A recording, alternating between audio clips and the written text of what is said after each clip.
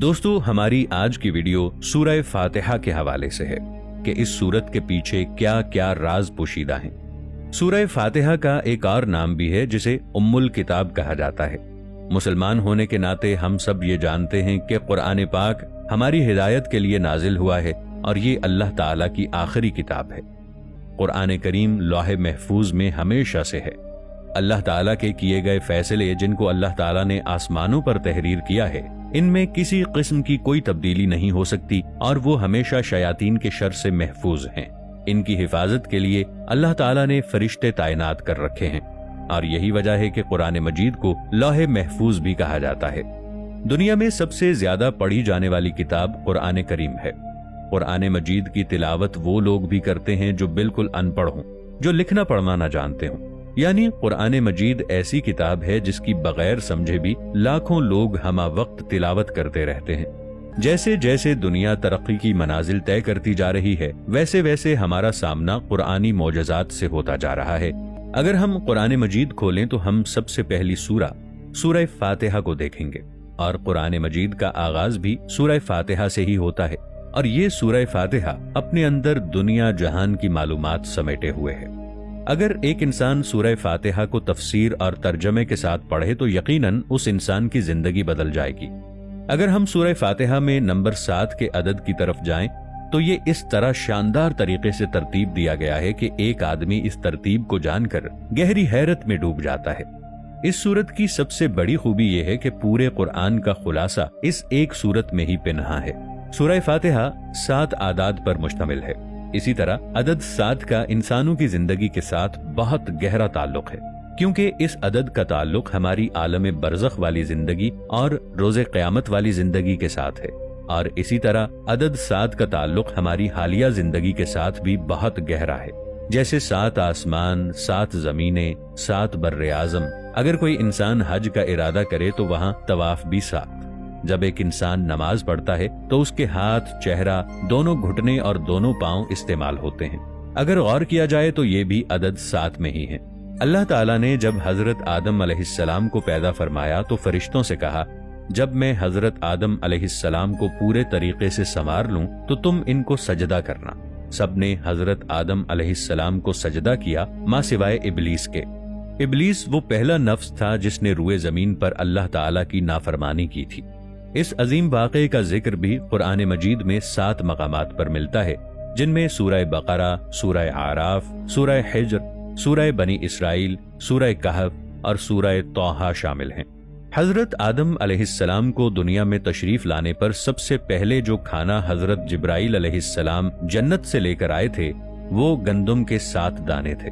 अल्लाह ताला ने इंसानों को बेशुमार नेमतें अता की हैं। वो नेमतें जमीन के ऊपर भी हैं और ज़ेरे जमीन भी हैं। जमीन के अंदर जो धातें हैं वो भी बुनियादी तौर पर 7 किस्म की ही हैं। इनको फारसी में हफ्त गंजीना भी कहा जाता है, यानी 7 किस्म के खजाने।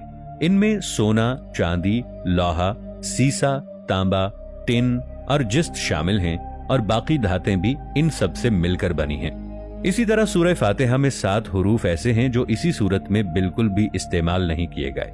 लेकिन ऐसा क्यों है दोस्तों? जब आप इसके बारे में रिसर्च करेंगे तो आप यकीनन हैरान रह जाएंगे। मुफस्सिरीन ने इसे पूरे कुरान करीम का खुलासा करार दिया है। सूरह फातिहा के बगैर कोई नमाज मुकम्मल नहीं होती। अगर हम अरबी हुरूफ का मुशाहिदा करें तो इनमें कुल 28 हुरूफ हैं।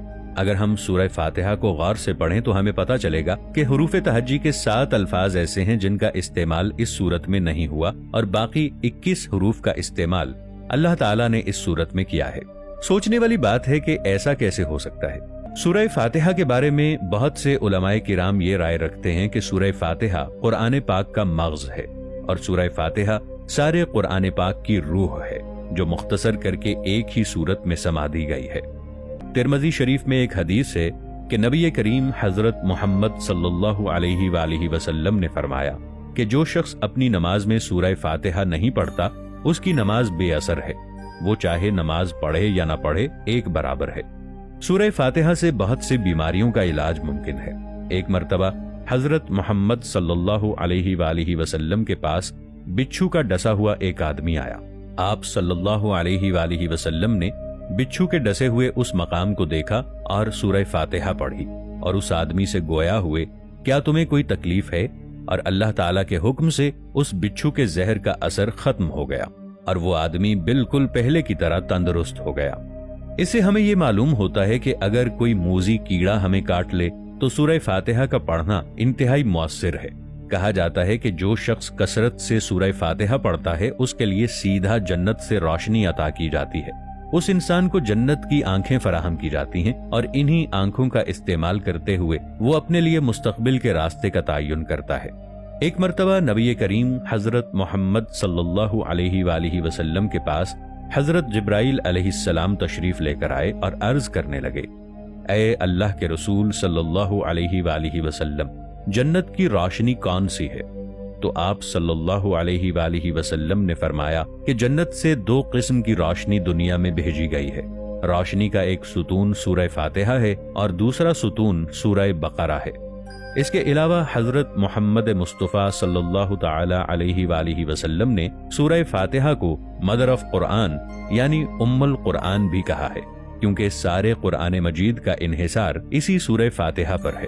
سورہ فاتحہ واحد ایسی سورت ہے کہ اللہ تعالیٰ نے سورہ ہجر میں اس کی تعریف بیان کی ہے۔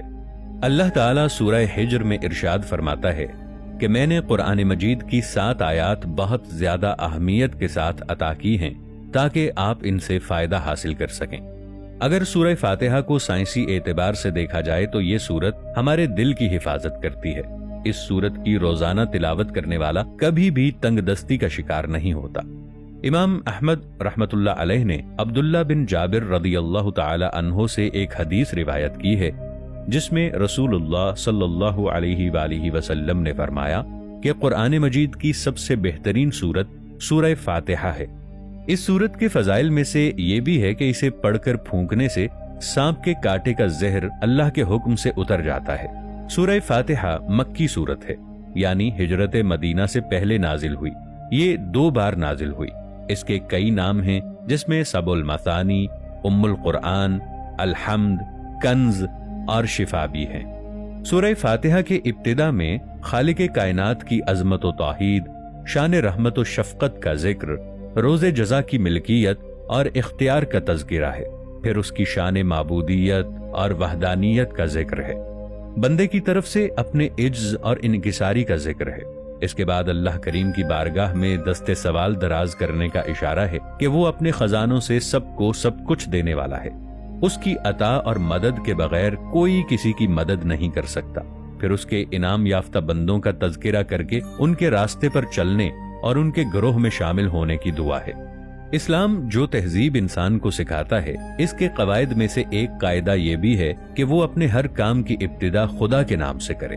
تو اس سے لازماً 3 فائدے حاصل ہوں گے۔ ایک یہ کہ آدمی بہت سے برے کاموں سے بچ جائے گا، کیونکہ خدا کا نام لینے کی عادت اسے ہر کام شروع کرتے وقت یہ سوچنے پر مجبور کر دے گی کہ کیا میں واقعی اس اہل ہوں۔